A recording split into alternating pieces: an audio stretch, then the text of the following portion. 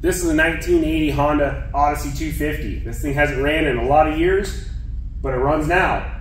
So stick around, I'll show you what it took to get this thing running and driving again. Little spoiler alert, it did die on the first test drive. It left me stranded, but don't worry, it's fixed again. It's all right, let's get to it. So in a previous video, I showed I bought kind of a whole lot, actually, I don't know, 3.5-ish of these Honda Odysseys. These are 250s. A couple of them had aftermarket cages like this, and the goal is to get them running. So I decided to start on this one. Main reason, this one is complete. The motor does actually turn over on this one. So I'm going to start walking through. We're going to check for spark, check compression, and see what it's going to take to get this thing running again. I know the gas has been sitting in there forever, so we'll definitely have to drain all that off, go through the carb for sure. The only thing I've done so far is I did unstick the recoil. This was stuck down inside there. Basically, I just lubed it up with a bunch of PB Blaster and then just kind of worked it back the opposite direction and popped it free. That seems to be good. So I think first we'll just check compression on there. When it pulls over, it feels pretty normal. So we'll see if it's got enough compression to start and fire. So I've got the compression tester on there. I'm just gonna kind of hold the recoil on there because I'm kind of anticipating I might need to go through this stator or something to see if it's gonna have spark later. So we'll hold this on here, give it a good handful of pulls and see what we get here. Cool.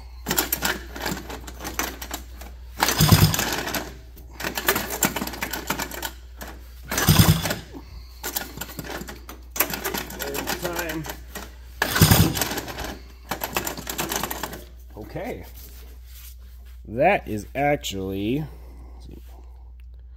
pretty decent there for this motor sitting around forever. So we're at like right around 100 psi, which I know everybody thinks these things have a lot more pressure than that to run, but in my experience with a lot of two-strokes, especially snowmobile motors and simple motors like this, if they have 90 or above, they'll run. So we're gonna see if this thing's got spark at all. So originally, in the previous video, I said this one was missing the CDI, which didn't really think about it, but this one's actually old enough that this is actually a points condenser system on this.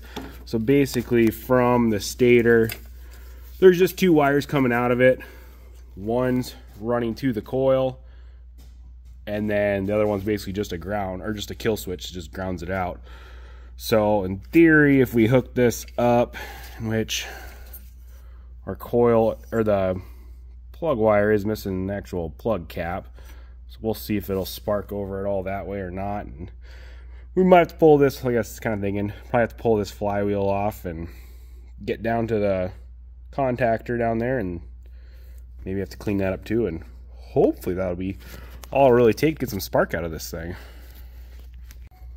Okay, I ended up putting a couple bolts in this recoil. So our plug wire's right here, and then on the stator, I've got just the wire going to the coil hooked up. The other one, which goes to the ground or to the kill switch, is unhooked. So in theory, if this is working, we should have a little spark here. Hopefully, we'll pull over a bunch.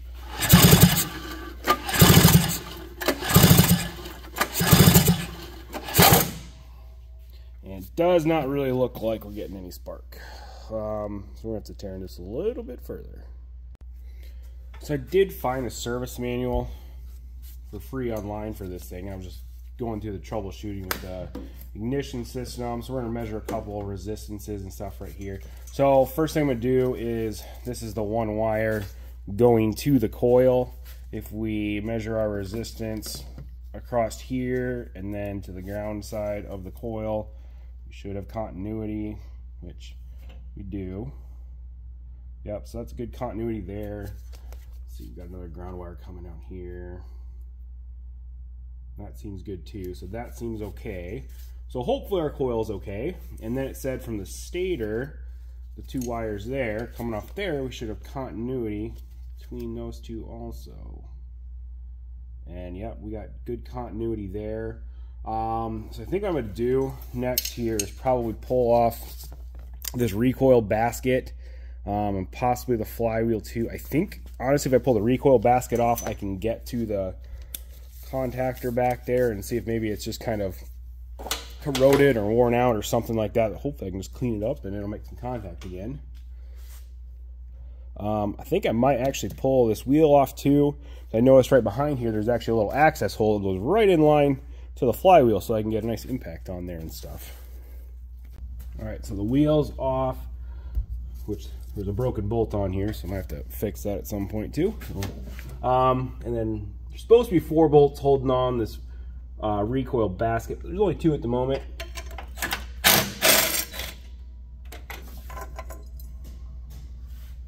Okay, that recoil basket is off, and yes, I can kind of see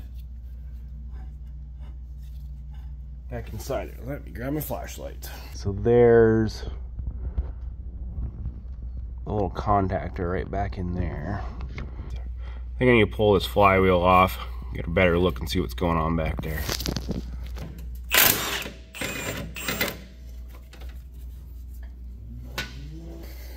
Okay, so I just looked through my box of pullers and stuff, and I just happen to have kind of the right style of puller for this flywheel, which good to know that it is about the same thing that some of the newer ATVs and stuff use.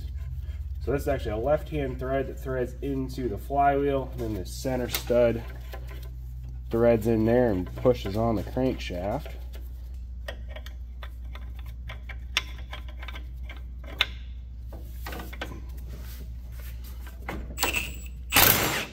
Oh, just like that, like butter, popped right off there. Sometimes you never know on stuff that's been sitting on there for however knows how long. Well, there's the inside of the flywheel. Points are not really my expertise. I'm much more of a CDI kind of person. Okay, so I turn this engine over, you'll see those contacts. There, they're spreading apart. And then once it gets to the right spot, it connects again. And then in theory, sends a charge to the coil. So I'm hoping I can just clean those guys up and maybe we'll get some spark. Looking at the flywheel here. I think this on the inside is like a mechanical advance. I don't entirely know how it works, but I don't think it should be affecting the spark as far as yes or no on the spark. I cleaned up those contacts. I just filed them with just a little bit of fine sandpaper and then just kind of blew it out with some carb cleaner. So I'm gonna throw this flywheel back on and maybe we'll get lucky and we'll have some spark.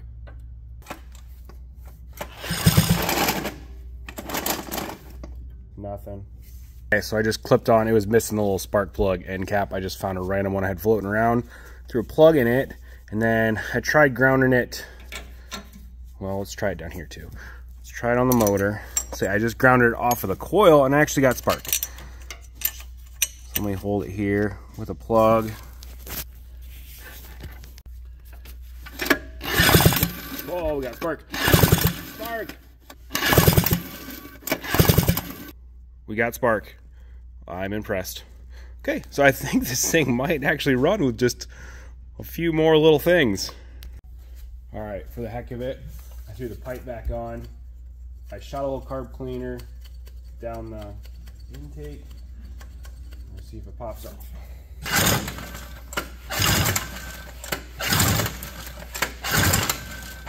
Yeah, nothing.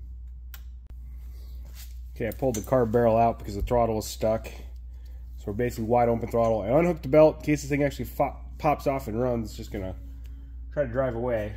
Put some carb cleaner in there and see if we can get the fire. Oh, that was a pop. Okay, I screwed up on the timing. Well, the spark. So before I cleaned the points, then I got spark. After I put the flywheel and everything back on there, I was getting great spark. It would not fire at all. Pull it, didn't matter how much fuel I gave it, wouldn't pop and fire. So I looked up another YouTube video. Like I said, points are not really my expertise. All I really work with is CDI stuff. So I didn't realize this, but this is the little cam gear that basically opens like the contactor and stuff. And like I said before, I wasn't sure how this mechanical advance worked, and I did not put this back together right. Basically, I just kind of threw the flywheel back on there and then didn't realize that this is supposed to be timed with the flywheel. So there's a little tick mark there. That's a timing mark that is supposed to line up with, let's find it here, the F mark. There it is. The F mark on the flywheel. So I did not put that together right at all. So I'm going to put this together the correct way and throw it back together. And then hopefully my spark timing's right, and maybe this thing will actually pop off and fire. So I put the little cam back in place there. So this lines up with the little advance thing. So this is how this thing is supposed to work with the mechanical advance. So once it spins to a certain RPM, these little weights start throwing out, and it rotates this cam so that it changes that timing. So I had none of this hooked up right before. So I was getting spark, but the timing was completely off. So I'm hoping that this thing will actually fire now. So there's our little tick mark, and that's on the same side as the fire mark. Okay, timing should be correct this time. Got the recoil and everything back on. Hope this thing's probably flooded because I was just dumping carb cleaner in it, see if I get to fire. So got the belt off in case this thing likes to rev up and don't want it to run away. So got my throttle cable unstuck too. We're gonna give this thing a few pulls and see if it fires.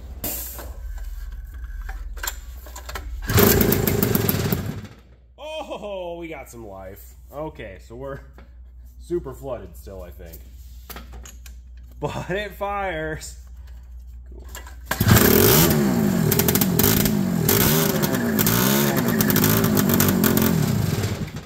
Whoa, that was a little better. The exhaust is just sitting on here, so it's good and loud. Okay, well, it's gonna run. So we're gonna go through the fuel system on this thing next, button up the exhaust, and see if it'll run on its own. I'm gonna drain the gas out of this gas tank, so I'm gonna pull this petcock off.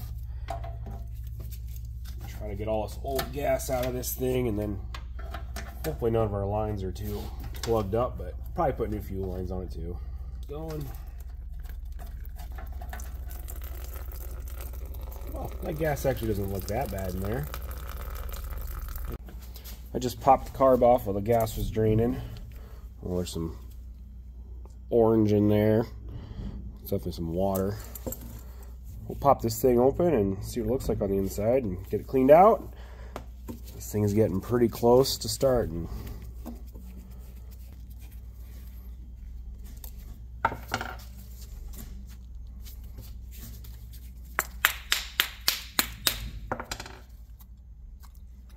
Ugh.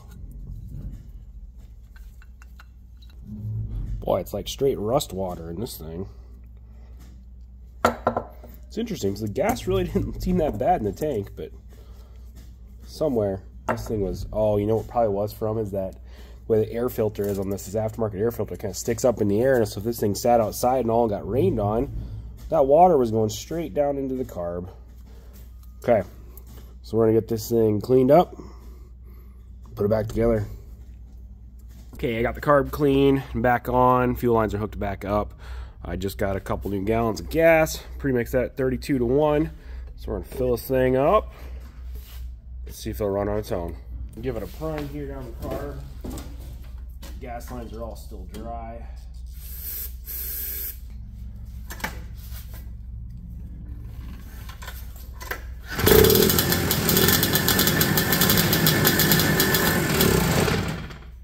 It's a good start.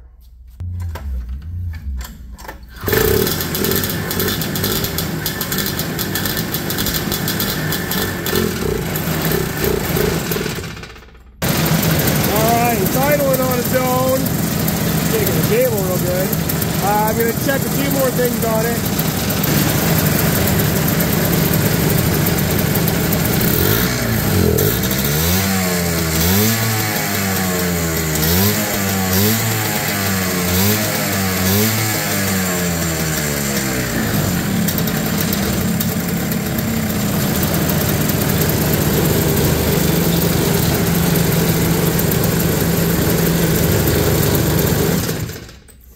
Kill switch works, it's idling, it actually runs.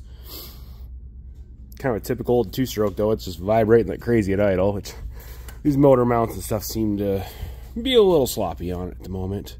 Also what I noticed when it was running, the primary clutch was sticking open, which I don't have the belt on it, so having the belt on it should help make that return back to where it's at, but it is sticking open at the moment. So really the only thing stopping me from driving this thing is I have no brakes. Actually, the brake caliper is laying right here, and the cable is kind of stuck on it. Right now I'm working on the brake on this Odyssey. The old one was kind of pulled off. It was kind of in pieces. The cable was stuck on it. So what I'm doing right now is slowly just working some PV blaster down on each end, on the back end, and then up front too. Let's see, right up there. So I've got it. It's starting to move a little bit now. So I'm just trying to free this thing up a little more, salvage this cable. Kind of pulling on this end too, pulling it in and out, working that oil back in. I've got another brake mechanism that I stole off one of my other chassis that came with this old package deal. The cable on this one, the end of it was broken, so I'm going to pull this cable off. So yeah, after getting the brakes on this thing, I think I can take it for a drive. Well, it's all back together. I gave up on that brake cable. It wasn't coming unstuck at all, and I looked through my junk pile and found another one that was free that I was going to use for one of the other ones, but realized that I can get a new cable on eBay for like 15 bucks. So I threw that one on there. So I've got brakes again. I've got it all put back together. The belt's back on. So it is finally time to drive this thing.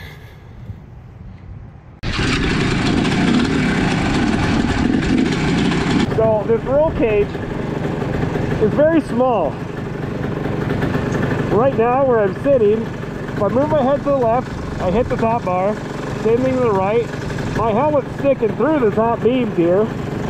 I'm not overly tall, I'm like 6 foot tall. But I think this was probably designed more for a junior kart sort of kid sort of thing.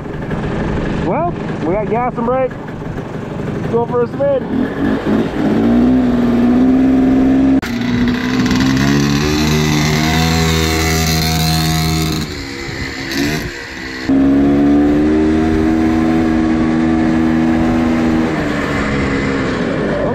Work. I just locked up the rear. That's good.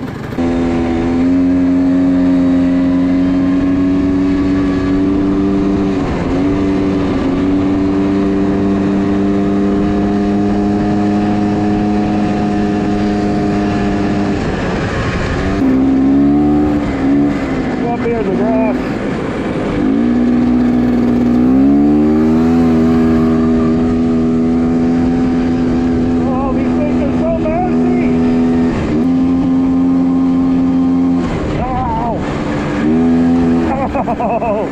The first time I'm just smacking my head on that roll cage.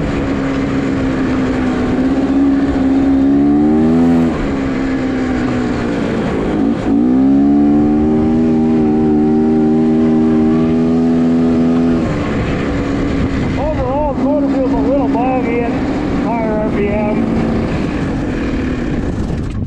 Oh, that died. Shoot.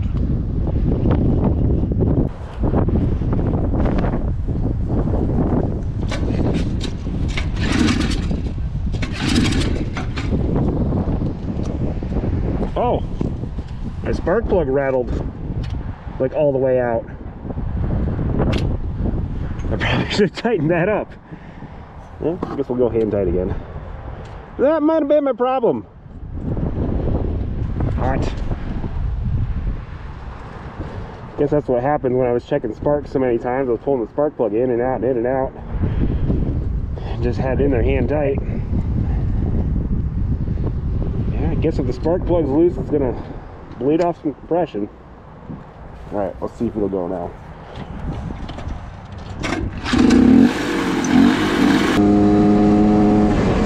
Feels a little better on the motor, it's revving up.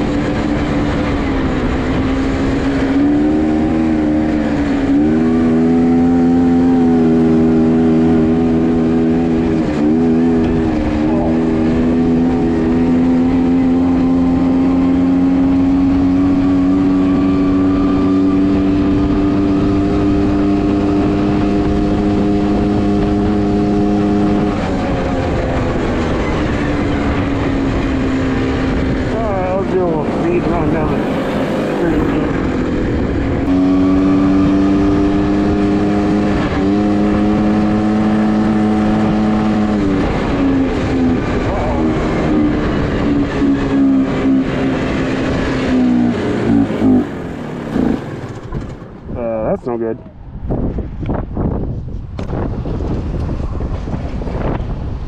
Oh, spark plug popped off. Easy fix again. Nice. Well. Okay, let's try it again. This thing's full of problems. Not really surprised though, I guess. No! My pull rope? Well, guess it's about as I expected. Well, time to go to the forklift. Alright, tied the end back on the cable where it broke with the pull start. Got a different spark plug boot. I'm gonna throw that on there and put this pull start back on there. Hopefully it starts back up. Okay, it's running again. Got that recoil back on there, put the new spark plug boot on. I don't know, I think this thing has survived the test so far. I think it's a good time to stop before it breaks something else.